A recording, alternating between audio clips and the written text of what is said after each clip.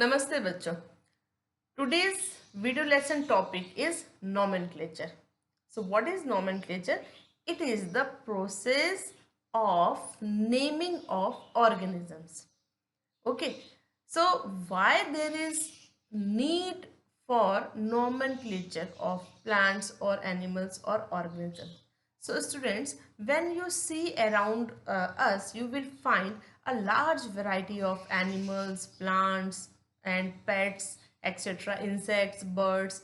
Okay. And each different kind of plant, animal or any organism that we see around us, they all represent species, and the number of species that are known to us till today are approximately 1.7 to 1.8 million, and this refers to the biodiversity. Bio means living, diversity means variety. So there is a variety of living organism around us that is known as biodiversity.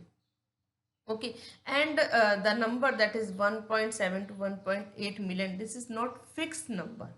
As we explore the newer areas or the older ones, we may find new species. So new organisms or new species are continuously being identified. Clear? For the naming of organisms, living organism, whether it is plant or animal, scientists have developed some procedures to assign a scientific name to each known organism. Scientific name. Okay, here we have to know about what is scientific name.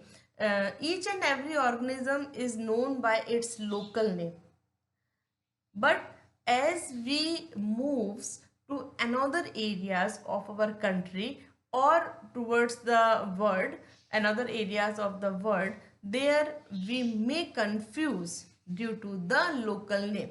But if we know the scientific name of any organism, then there will be no confusion, because scientific name will be valid in our country as well as in other countries. Means all over the world it will be universal and valid.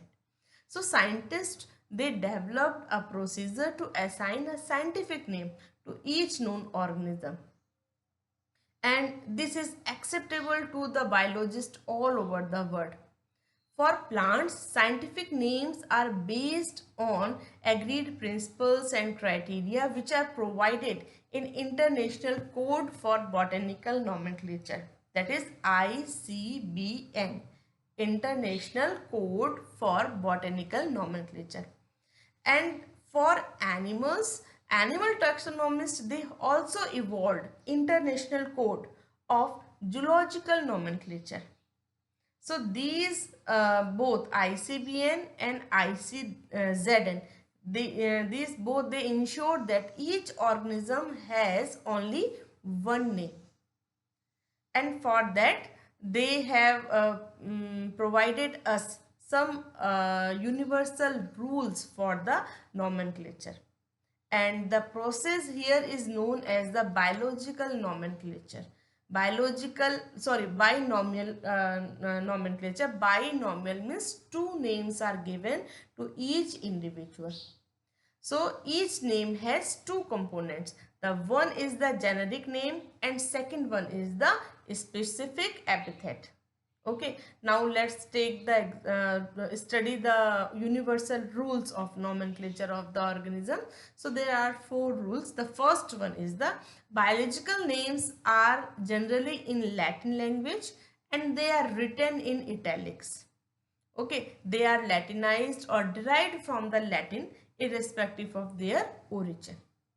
Second rule is the first word in a biological name, it represents the genus, and the second component of the name, it denotes the specific epithet or the specific species name. Third rule, both the words in a biological name, when they are handwritten, they are separately underlined, or if they are printed, then they will be printed in italics to indicate their Latin origin. Fourth rule. The first word denote the genus. It will start with a capital letter. And the second word start the species epithet that will start with a small letter. So here I am presenting the scientific names of some organisms. You just go through it. Number one, see the name by scientific name of a mango, that is Mangifera indica.